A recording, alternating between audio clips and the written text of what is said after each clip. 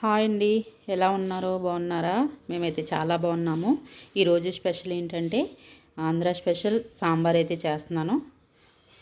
వాటికి కావాల్సిన ఇంగ్రీడియంట్స్ అయితే చూపించేస్తాను చూడండి. సొరకాయ ముక్కలు, ఒక 4 చిన్నవి ఉల్లిపాయలు, ఒక 10 పచ్చిమిరపకాయలు మీ కారానికి తగినట్టు వేసుకోండి. ఒక 4 బెండకాయలు, ఒక ములక్కాయ, 1/2 కేజీ టమాటాలు, ఒక 2 క్యారెట్లు అయితే కట్ చేసి పెట్టుకున్నాను. వంకాయల తర్వాత కట్ చేసి వేస్తాను.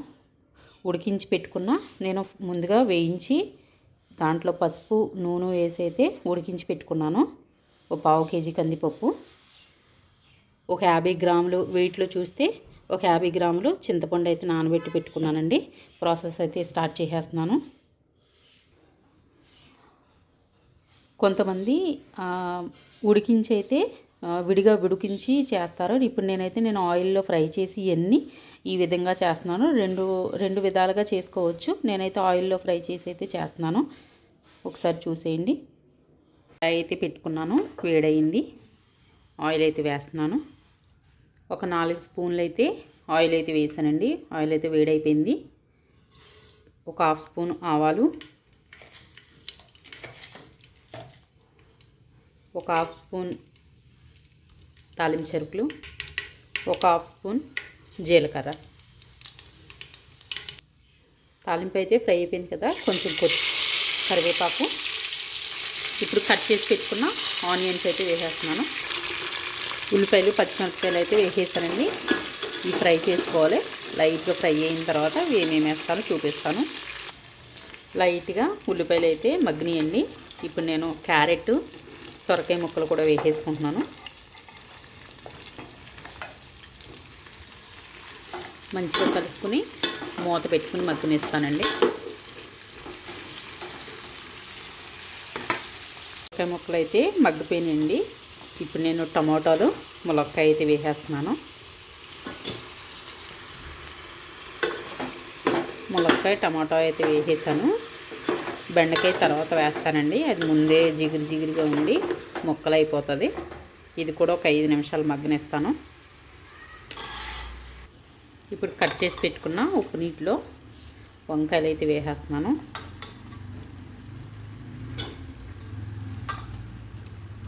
బెండకాయలు, వంకాయలు.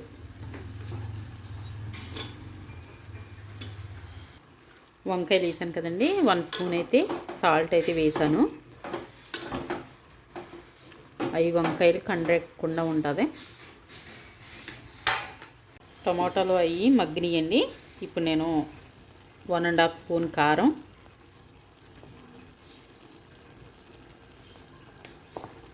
ఒక 1/2 స్పూను పసుపు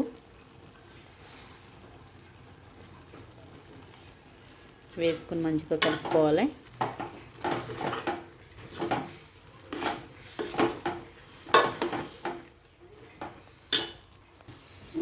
ఉప్పు కారం అయితే మగ్గిందండి. చింతపండు వాటర్ అయితే వేస్తున్నాను.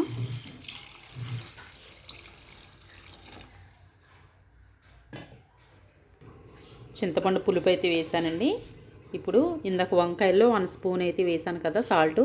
ఇప్పుడు నేను 1.5 స్పూన్ అయితే వేస్తున్నాను. సరిపోతుంది. ఒక పొంగు వచ్చే వరకు కూడా మరగనించుకోవాలి. చింతపండు పులుపు అయితే మరిగిందండి. ఇప్పుడు ఉడికించి పెట్టుకున్న పప్పు అయితే వేసేస్తున్నాను.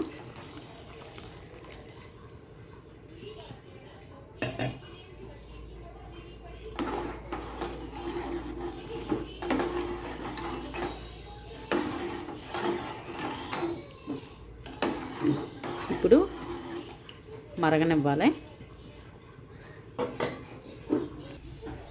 ఇప్పుడు కట్ చేసి పెట్టుకున్న కొత్తిమీర, కరివేపాకు అయితే వేస్తున్నాను.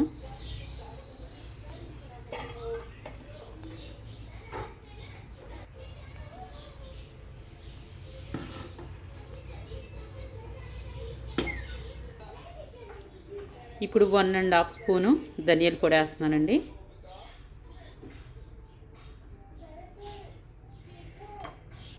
సాంబార్ మరుగుతుంది కదండి. ఇప్పుడు కోరుకున్న పచ్చి కొబ్బరి అయితే వేస్తున్నాను.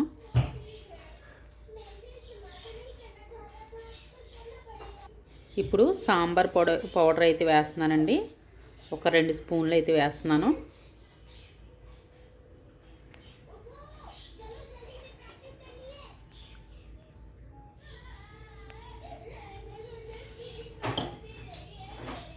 సాంబార్ ఎంత మరిగితే అంత బాగుంటుందండి.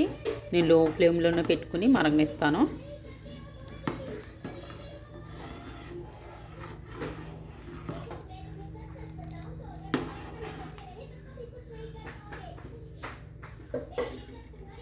సాంబార్ అయితే మరిగిపోయిందండి. నేను ఒక స్పూను బెల్లం అయితే వేస్తున్నాను. ఇప్పుడైతే తాలింపు పెట్టుకుంటాను. ఒక 5 టేబుల్ స్పూన్లు అయితే ఆయిల్ అయితే వేసానండి. వేడయింది. ఒక స్పూను తాలింపు చెరుకులు, ఒక హాఫ్ స్పూన్ జీలకర్ర, ఒక హాఫ్ స్పూన్ ఆవాలు అయితే వేసానండి. ఈ మంచిగా ఫ్రై అవ్వాలి. ఇప్పుడు దంచి పెట్టుకున్న ఒక 10 వెల్లుల్లిపాయ రేకలు, కొంచెం మెంతులు ఫ్లేవర్ అయితే చాలా బాగుంటుందండి. ఇప్పుడు ఒక 4 ఎండుమిర్చి,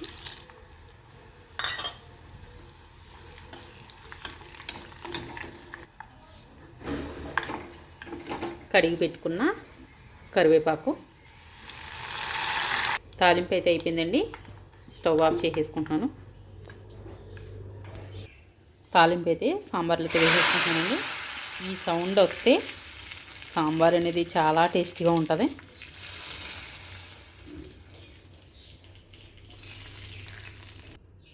అంతేనండి, సాంబారు చాలా సింపుల్గా చేసేసుకోవచ్చు. మా రెసిపీ మీకు నచ్చినట్లయితే లైక్ చేయండి, షేర్ చేయండి, సబ్స్క్రైబ్ చేయండి. ఫేస్బుక్, ఇన్స్టాగ్రామ్ కూడా ఫాలో అవ్వండి. Thank you for watching. Bye.